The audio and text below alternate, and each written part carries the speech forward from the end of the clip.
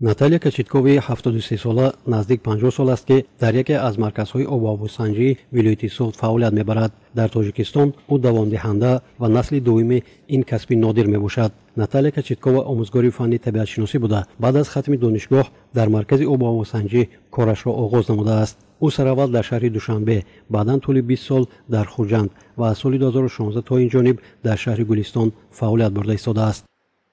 Я как начинала, что было на площадке до этого.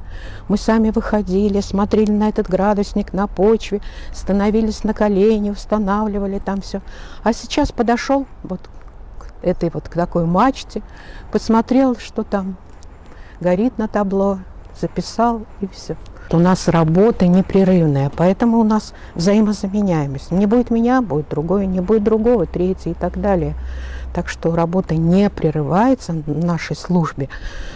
Вот почему раньше называлась службой, потому что мы действительно служим для людей. маркази обовусанҷии вилояти суғд дорои 14 стансияи метеорологӣ буда соли 2014 бо дастгирии агентии обовушиносии кумитаи ҳифзи муҳити зисти назди ҳукумати ҷумҳурии тоҷикистон ва бонки умумии ҷаҳонӣ ҳамин стансияҳо бо таҷҳизоти худкори замонавӣ таъмин карда шудаанд.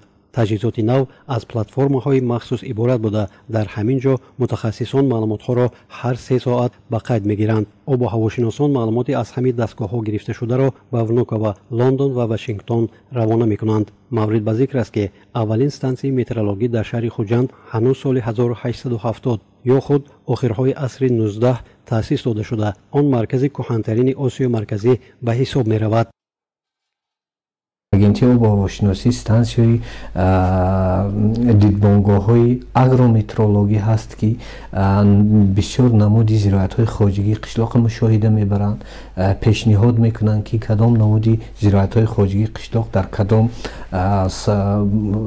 чӣ ҳол дорад, чӣ хел мебурояд аз замин ва чанд сантиметр аст, чӣ гуфта ҳамаша специална дафтарҳо ҳаста, специална таблицаҳо ҳаста. ҳамун таблицаҳоро нависта пур карда ба агентии обовошиносӣ пешниҳод мекунанд.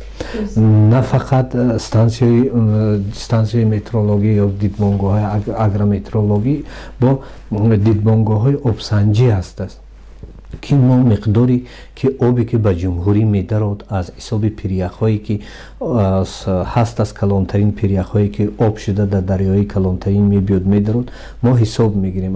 طبق اطلاع مسئولین در ولایت سوغد 14 ستانسیه‌های مترولوژی، 2 نقطه آگراپست و 3 نقطه گیدراپست فعالیت می‌کنند که در عموم شماری کارمندان زیاد از 80 نفر می‌باشند. مسئله‌ای که امروز در مرکزهای آب‌وسنجی بهبودی را تقاضا دارد، این جلب هرچی بیشتری متخصصان جوان می‌باشد. بنا به معلومات متخصصان، گرچند طی سال‌های اخیر در این سمت کاربری جانب کرده شده است، تا به امروز این مسئله پرراه حل خود را پیدا نکرده است.